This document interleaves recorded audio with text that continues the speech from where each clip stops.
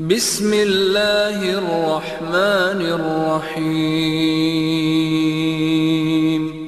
اعوذ باللہ السمیع العلیم من الشیطان اللعین الرجیم۔ بسم اللہ الرحمن الرحیم۔ الحمد للہ رب العالمین والصلاة والسلام علی سید الانبیاء والمرسلین خاتم النبیین ابی القاسم محمد، اللہم صل علی محمد وآل محمد وعجل فرجہم وعلی اہل بیتہ الطیبین الطاہرین لا سیما بقیت اللہ فی الارضین، روحی وارواح العالمین للتراب مقدمہ الفدا واللعن الدائم علی اعدائہم اجمعین۔ اما بعد فقد قال اللہ تبارک و تعالی فی کلامہ المجید وفرقانہ الحمید۔ بسم اللہ الرحمن الرحیم۔ الم اعہد الیکم یا بنی آدم اللہ تعبدوا الشیطان انہ لکم عدو مبین وان اعبدونی ھذا صراط مستقیم ولقد اضل منکم جبلا کثیرا افلم تکونوا تعقلون ھذہ جہنم التی کنتم توعدون۔ بیان تفسیر سورہ مبارکہ یاسین میں ہماری گفتگو گزشتہ درس میں روز محشر کے حالات کے بارے میں اور روز محشر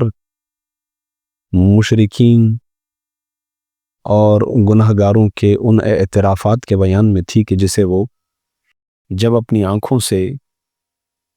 روز حشر کو دیکھیں گے تو ان اعترافات کو اپنی زبان پر جاری کریں گے، اور اس کے ساتھ ساتھ وہ افراد کہ جنہوں نے پروردگار عالم کے اوامر کے مطابق اپنی زندگی کو گزارا اور مستحق جنت قرار پائے ہیں، ان کے لیے کیا جزا ہے، کیا انعامات ہیں پروردگار عالم کی جانب سے، ان کا بیان مکمل ہوا۔ اور گفتگو ایک مرتبہ پھر اس جانب متوجہ ہوئی کہ وہ دن ایسا دن ہے کہ جس دن پروردگار امتیاز پیدا کرے گا، علیحدگی قائم کرے گا مجرموں کی غیروں سے، یعنی وہ افراد کہ جو جرم کرنے والے ہیں، تجری کرنے والے ہیں، اپنے نفسوں پر ظلم کرنے والے ہیں، خدا کے حق میں کوتاہی کرنے والے ہیں، ان کو حکم دیا جائے گا کہ آج تم الگ ہو جاؤ۔ اس کے بعد آیت نمبر 60 میں خطاب ہے براہ راست انہی افراد کے ساتھ، اور ایک طرح سے اس کے اندر وسعت ہے کہ ہر شخص اس کا مخاطب قرار پائے۔ ارشاد ہوتا ہے کہ الم اعہد الیکم یا بنی آدم، اے اولاد آدم، کیا ہم نے تم سے اس بات کا عہد نہیں لیا تھا؟ یعنی کہ ایسا نہیں ہے کہ اس دنیا میں آنے سے پہلے تم خدا سے یہ عہد کر کے آئے ہو، خدا نے تم سے وعدہ لیا اور تم نے خدا سے وعدہ کیا۔ تو پروردگار عالم اس مرحلے میں اس کو یاد دلوا رہا ہے، یعنی جب کفار قریش کے سامنے ختمی مرتبت ان آیات کی تلاوت کر رہے ہیں تو گویا یاد دلوا رہے ہیں، تنبیہ کر رہے ہیں، ایک مرتبہ تذکر ہے کہ الم اعہد الیکم یا بنی آدم، خدا پوچھ رہا ہے کہ اے اولاد آدم، کیا ایسا نہیں ہے کہ تم اس دنیا میں آنے سے قبل مجھ سے عہد کر چکے ہو؟ میں نے تم سے وعدہ لیا اور تم نے مجھ سے وعدہ کیا۔ کس چیز کا وعدہ ہے؟ دو چیزیں۔ پہلی چیز یہ کہ اللہ تعبدوا الشیطان، کہ تم شیطان کی عبادت نہیں کرو گے۔ کیوں؟ اس لیے کہ انہ لکم عدو مبین، اس لیے کہ یہ تمہارا کھلا دشمن ہے، آشکار دشمن ہے۔ ایک مرتبہ پھر اس آیہ شریفہ کے اندر لفظ مبین آیا، جیسا کہ عرض کیا تھا کہ سورہ مبارک یاسین میں 7 مرتبہ لفظ مبین آیا ہے۔ پہلا وعدہ یہ ہم کر کے آئے ہیں اور خدا نے ہم سے یہ عہد لیا کہ ہم شیطان کی عبادت نہیں کریں گے، اس لیے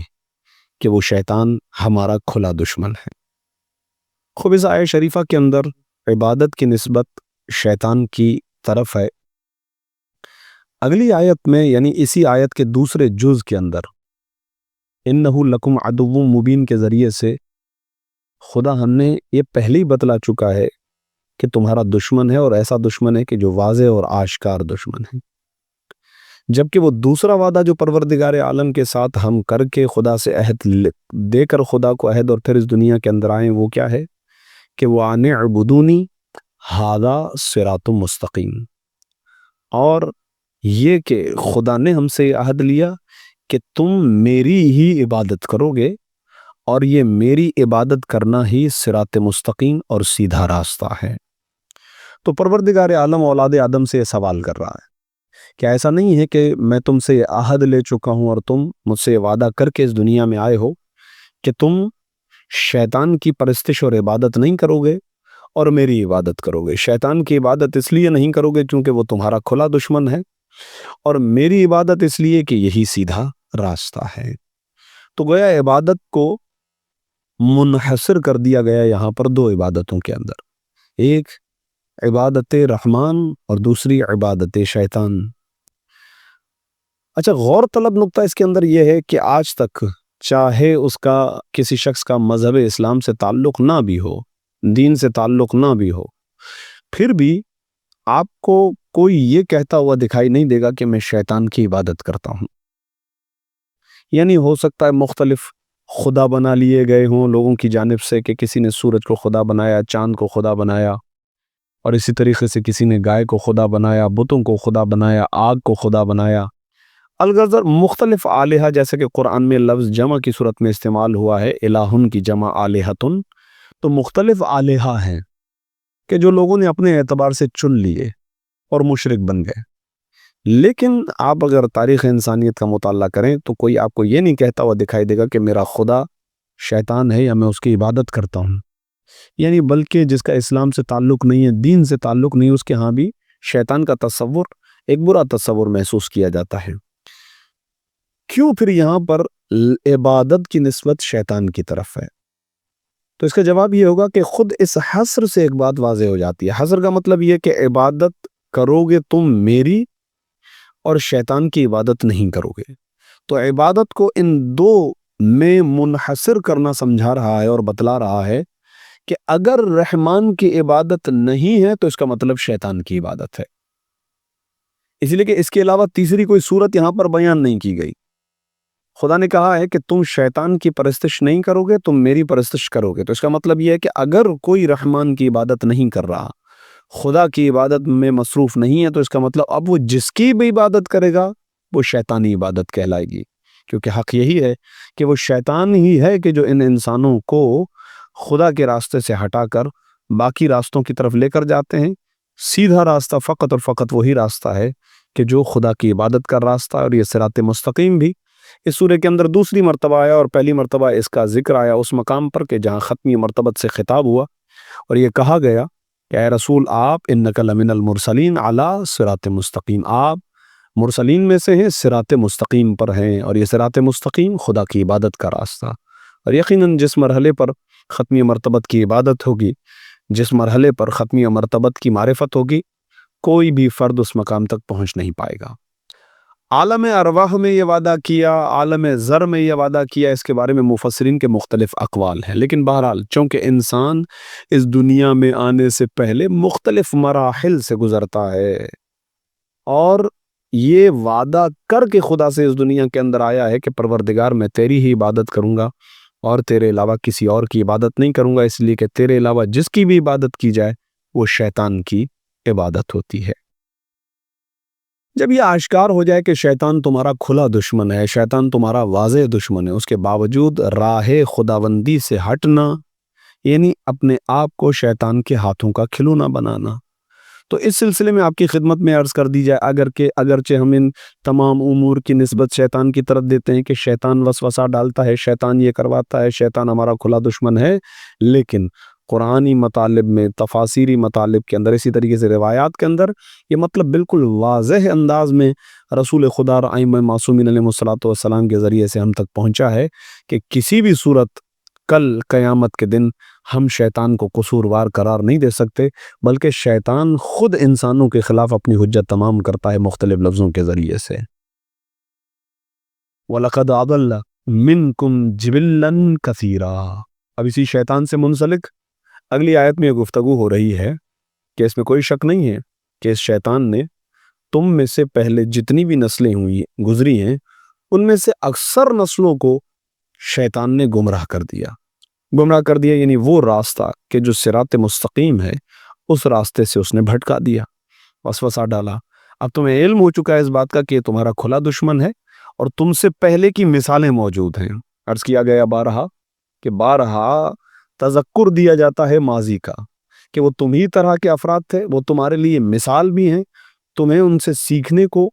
بہت کچھ ملے گا کہ وہ تمہارے طرح کے انسان تھے۔ تو تم میں سے بہت سی نسلوں کو یہ شیطان گمراہ کر چکا ہے۔ افلم تکونوا تعقلون، جب یہ سارا منظر تمہارے سامنے ہے، ساری تاریخ تمہارے سامنے ہے، تو پھر تم اپنی عقل کو استعمال کیوں نہیں کرتے ہو؟ عقل سے کام کیوں نہیں لیتے ہو؟ تعقل کیوں نہیں کرتے ہو؟ خوب اس مقام پر تعقلون کا لفظ آیا اور یہ پہلی مرتبہ اس مقام پر آیا ہے، تو کئی ایک مقامات پر پروردگار عالم نے انسان کو اپنی عقل کے استعمال کرنے کا حکم دیا، اور پروردگار عالم نے اسی عقل کے ذریعے سے ہی انسان کو باقی تمام تر مخلوقات پر شرف عطا کیا ہے۔ اصول کافی میں بالکل پہلا ہی جو باب ہے اسی باب کے اندر عقل کے بارے میں گفتگو ہے۔ پانچویں امام حضرت امام محمد باقر علیہ الصلوۃ والسلام سے حدیث منقول ہے، اللہم صلی علی محمد وآل محمد وعجل فرج۔ مولا فرماتے ہیں کہ لما خلق اللہ العقل، پروردگار عالم نے جب خلق کیا عقل کو تو عقل سے یہ کہا کہ اقبل، فاقبل، اسے کہا کہ قریب آ تو قریب آئی، پھر کہا کہ ادبر یعنی دور چلی جا تو فادبر، پھر وہ دور چلی گئی۔ اس طرح 2-4 مرتبہ پروردگار عالم نے یہ جملے کہے اور عقل کو حکم دیا اور عقل اطاعت میں مصروف رہی، تو پروردگار عالم نے ارشاد فرمایا کہ تجھ سے محبوب ترین چیز میں نے آج تک خلق نہیں کی، یعنی محبوب چیزوں میں تو سب سے بہترین چیز ہے، تجھ سے زیادہ محبوب کوئی چیز نہیں ہے جس کو میں نے خلق کیا ہے، اور اب میں تجھے محبوب ترین مخلوق کے حوالے کروں گا۔ انسان پروردگار عالم کی مخلوق ہے،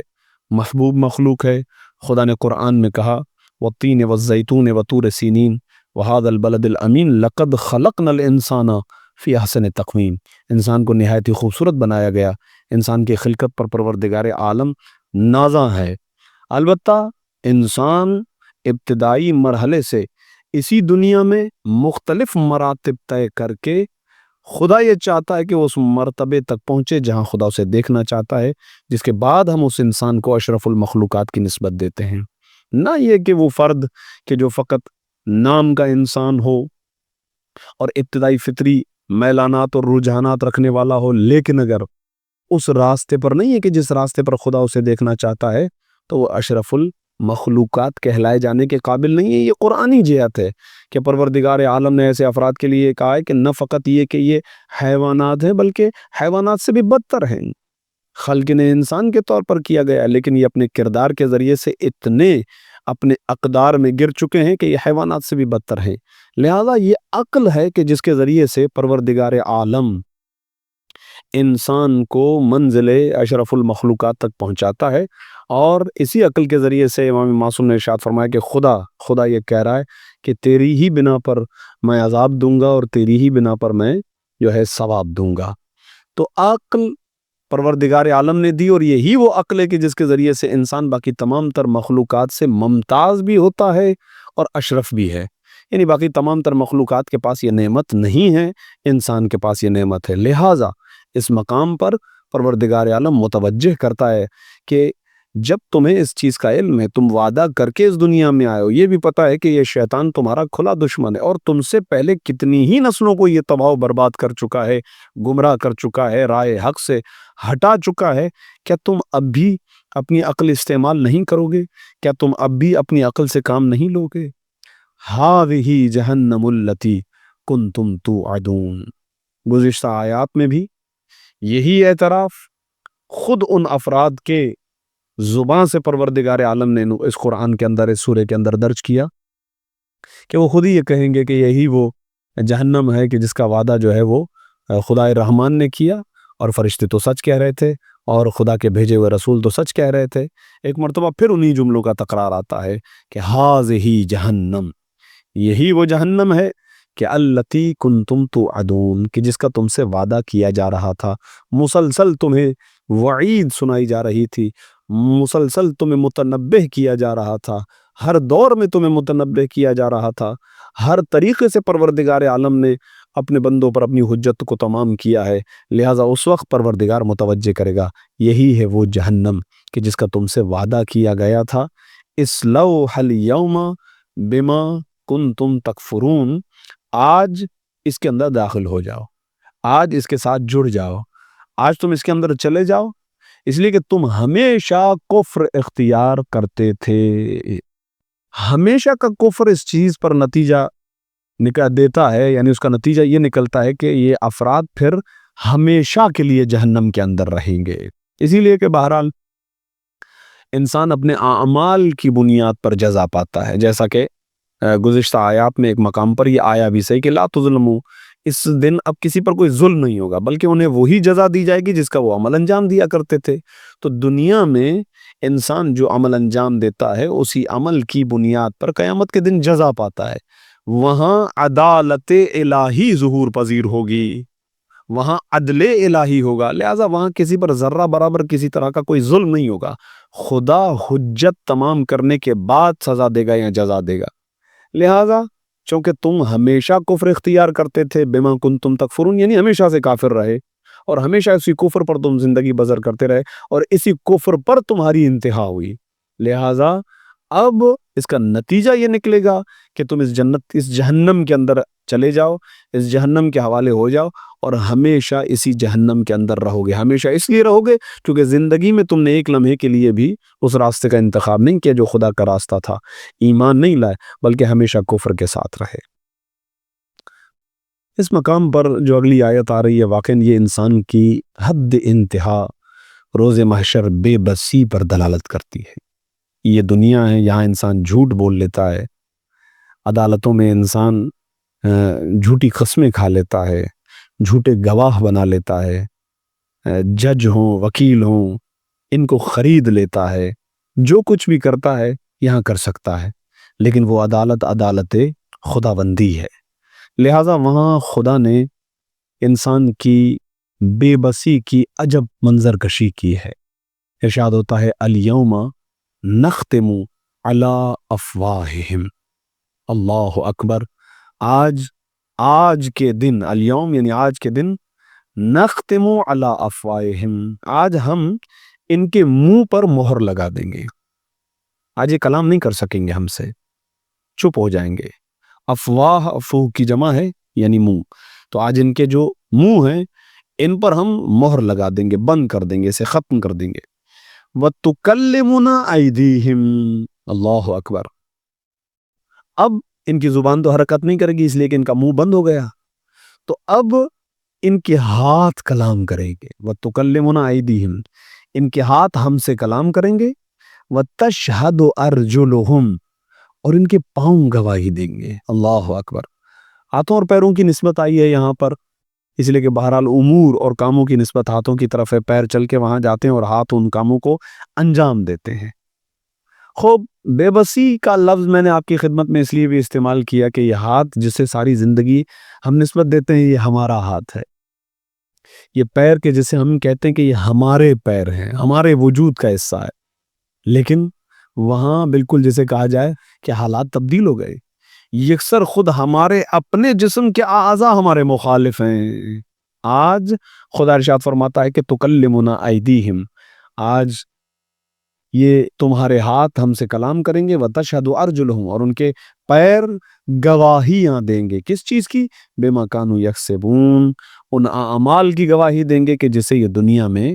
انجام دیا کرتے تھے۔ اس کے ذیل میں روایات میں بیان ہوا ہے کہ انسان اس وقت گھبرا جائے گا، اپنے ہاتھوں اور پیروں سے پوچھے گا کہ تمہیں کیا ہو گیا ہے، کیوں آج تم میرے ہی خلاف گواہیاں دے رہے ہو، تم تو میرے ہاتھ ہو، تم تو میرے پیر ہو. یعنی انسان کا رواں رواں انسان کے خلاف. تو وہ کہیں گے کہ ہم تمہارے نہیں، ہم تو خدا کے ہیں. خدا نے ہمیں تمہارے حوالے کیا تھا، اصل تو ہم خدا کے ہیں. لہٰذا ہم تھے تمہارے ساتھ لیکن گویا خدا کے جاسوس. بعض روایات میں لفظ بھی آیا ہے خدا کے جاسوس. یعنی کیا مطلب خدا کی طرف سے ہم تمہارے ساتھ تھے. تم ہمارے میرے یعنی ہم پر یعنی پیروں اور ہاتھوں پر تمہارا اتنا حق نہیں ہے جتنا خدا کا حق ہے، کیونکہ وہ خالق ہے ہمارا. لہٰذا جب انسان یہ سوال کرے گا تو یہ خود ایک ایسا جواب دیں گے کہ جس میں اس کی جو بے بسی ہے اس کے اندر اور اضافہ ہو جائے گا کہ آج میرے ہاتھ میرے نہ رہے، میرے پیر میرے نہ رہے. وَلَوْ نَشَاءُ لَطَمَسْنَا عَلَىٰ أَعْيُنِهِمْ فَاسْتَبَقُوا الصِّرَاطَ فَأَنَّىٰ يُبْصِرُونَ. اور اگر ہم چاہیں تو ان کی آنکھوں کو مٹا دیں، پھر یہ راستے کی طرف قدم بڑھاتے رہیں لیکن کہاں دیکھ سکتے ہیں. خدا کی طرف سے یہ بینائی عطا ہوتی ہے، خدا کی طرف سے یہ نور نظر ہمیں عطا ہوتا ہے، لیکن ہمیں جانب متوجہ نہیں ہے. آپ کی خدمت میں عرض کیا جائے اس کی مثال کے اندر کہ سورہ مبارک کے واقعہ کے اندر ایک مقام پر پروردگار عالم سوال کرتا ہے کہ افرأیتم الماء الذی تشربون اانزلتموہ من المزن ام نحن منزلون. یہ پانی کی جسے تم پیتے ہو، آیا یہ پانی تمہاری مخلوق ہے ہماری مخلوق ہے؟ ہم نے اسے نازل کیا ہے یا تم نے اسے نازل کیا ہے؟ پانی ہم تمہیں دیتے ہیں، یہ جو پانی جس سے تم استفادہ کرتے ہو یہ پانی ہم نازل کرتے ہیں یا تم نازل کرتے ہیں؟ ایک سوال ہے. سوال تو اس لیے ہے کہ انسان ان آیات کی طرف متوجہ ہو جائے، ان نشانیوں کی طرف متوجہ ہو جائے جو ان آیات الہی میں شامل ہیں.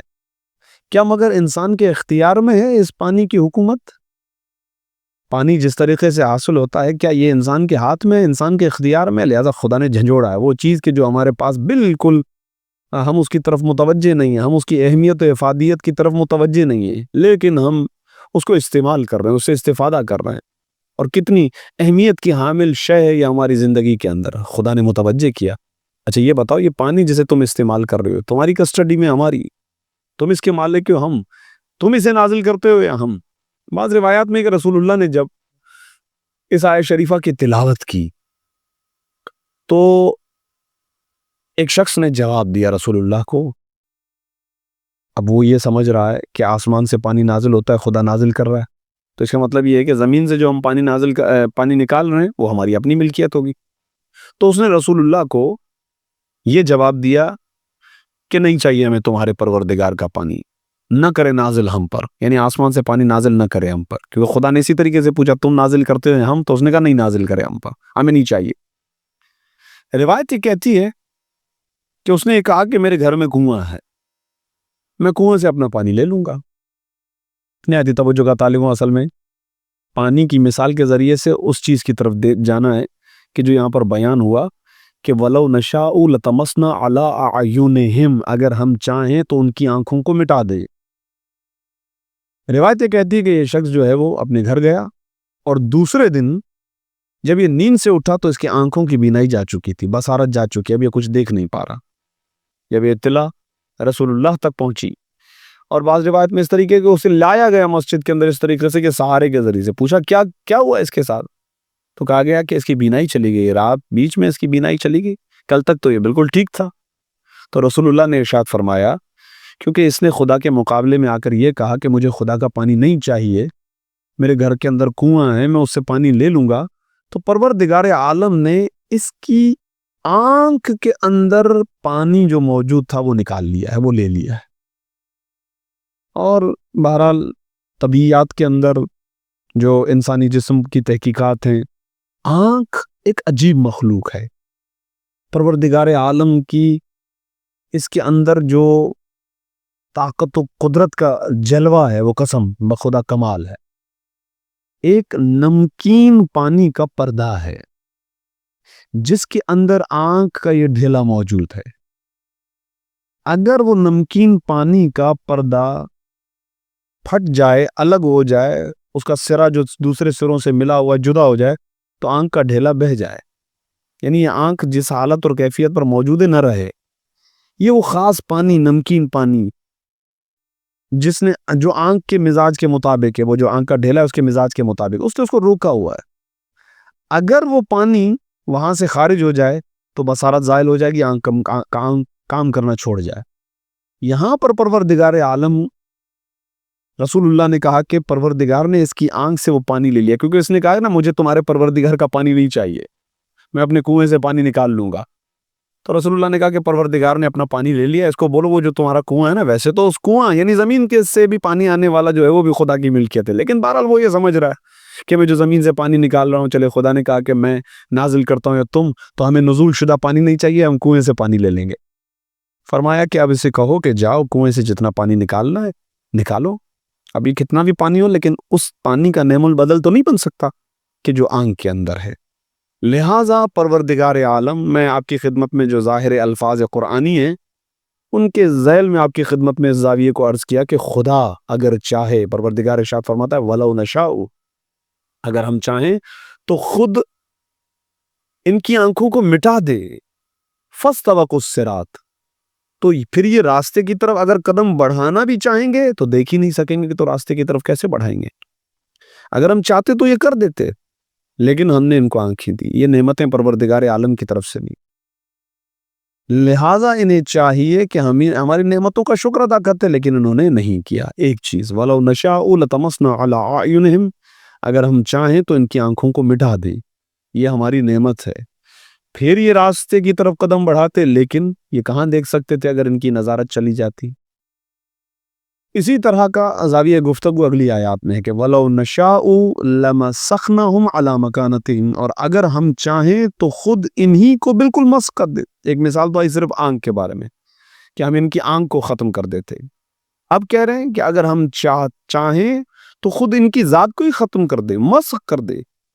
فَمَا اسْتَطَاعُوا مُضِيًّا وَلَا يَرْجِعُونَ، جس کے بعد نہ آگے قدم بڑھا سکیں اور نہ پیچھے ہی پلٹ کر واپس آ سکے، وجود ہی ختم کرے، کیونکہ وجود بھی ہماری عطا کردہ ایک نعمت ہے، زندگی ہم نے دی، عدم سے وجود میں ہم لائیں، اگر ہم چاہیں تو پوری طرح سے قدرت رکھتے ہیں اس پر، پوری طرح سے ضبط ہے ہمارا، پوری طرح سے سلطنت ہے اس کے اوپر ہماری، لیکن کاش کے متوجہ ہو جائیں اس بات کی طرف، اور اگر ہم چاہیں تو مسخ کر دیں، ان کو ختم کر دیں، پھر یہ آگے نہ ایک قدم آگے بڑھا سکیں اور نہ ہی پیچھے پلٹ کر واپس آ سکیں۔ اور ایک ایسی حقیقت کا اظہار اگلی آیت میں آ رہا ہے کہ جسے انسان اپنی زندگی میں مشاہدہ کرتا ہے، یہ بے بسی کی ایک اور تصویر ہے کہ وَمَن نُعَمِّرْهُ نُنَكِّسْهُ فِي الْخَلْقِ فَلَا يَعْقِلُونَ، اور ہم جسے طویل عمر دیتے ہیں پھر اسے خلقت میں بچپنے کی طرف واپس کر دیتے ہیں۔ وَمَن نُعَمِّرْهُ، جسے ہم تعمیر کرتے ہیں، یعنی جسے ہم طولانی عمر دیتے ہیں، نُنَكِّسُهُ فِي الْخَلْقِ، تو پھر ہم اسے دوبارہ خلقت کی طرف پلٹا دیتے ہیں۔ افلا یعقلون، تم عقل سے کام کیوں نہیں لیتے؟ مشاہدے کی سامنے کی بات ہے کہ بچہ جب اس دنیا میں آتا ہے وہ بے بس ہے، وہ دوسروں کے سہارے ہے، جب وہ اپنے قدم اٹھانا چاہتا ہے اسے سہارے کی ضرورت ہوتی ہے، یعنی کوئی اس کا سہارا بنے، والدین اس کی انگلی تھامتے ہیں جس کے ذریعے سے وہ اپنے پیر زمین پر رکھے چلنے کے قابل ہو۔ آپ خود مشاہدہ کریں، یہی وقت انسان پہ ایک دن پھر آ جاتا ہے، یعنی یہ اتنا ضعیف العمر ہو جاتا ہے، اس کی عمر اتنی بڑی ہو جاتی ہے کہ بہرحال یہ پلٹ جاتا ہے اپنے بچپنے کی طرف، یعنی دوبارہ اسے سہارے کی ضرورت ہوتی ہے۔ بسا اوقات اپنی عقل کھو بیٹھتا ہے، بچوں جیسی باتیں کرتا ہے، بچوں کی طرح باتوں کو سمجھانے میں اس کو وقت لگ جاتا ہے۔ الغرض یہ انسان کی ایک حقیقت ہے کہ انسان بچپنے سے اٹھا، جوانی کے اندر گیا تو عین جوانی ہے، لیکن آہستہ آہستہ جب اس کی عمر طولانی ہوتی جاتی ہے تو ایک مرتبہ پھر وہ خلقت میں ابتدائی مرحلے کی طرف پلٹ جاتا ہے۔ یہ ہے انسان خود دیکھتا ہے کہ وہ اپنی آنکھوں کے سامنے ڈھل رہا ہے، وہ طاقت جو پہلے تھی وہ ختم ہو رہی ہے، وہ آنکھوں کی بینائی اب اس کیفیت کی نہ رہی، وہ کانوں کی شنوائی اب اس کیفیت کی نہ رہی، وہ جسم کی طاقت اب اس کیفیت کی نہ رہی، اس طرح سے نقل و حرکت اب ممکن نہیں ہے، بلکہ سہارے کی ضرورت پڑتی ہے۔ تو پروردگار ارشاد فرماتا ہے ہم جسے طویل عمر دیتے ہیں پھر اسے خلقت میں بچپنے کی طرف واپس کر دیتے ہیں۔ افلا یعقلون، تو پھر کیا یہ لوگ نہیں سمجھتے، اپنی عقل سے کام نہیں لیتے؟ عزیزان گرامی قدر، سورہ مبارک یاسین میں جیسا کہ عرض کیا گیا آپ کی خدمت میں کہ مکی سورہ ہونے کی بنسبت اس کے زیادہ تر مطالب توحید کی حقیقت کی طرف رجوع کرنے اور بار بار تذکر معاد اس لیے بھی ہے کہ انسان خوف کی کیفیت میں رہے، اسے ہر لمحہ یہ خیال رہے کہ بہرحال یہ دنیا گزرگاہ ہے، میں یہاں کا مسافر ہوں اور میں خود اپنی دسترس میں نہیں ہوں۔ جو آیات آج کے درس میں بیان کی گئی ہے گویا انسان خود اپنے اختیار میں نہیں ہے،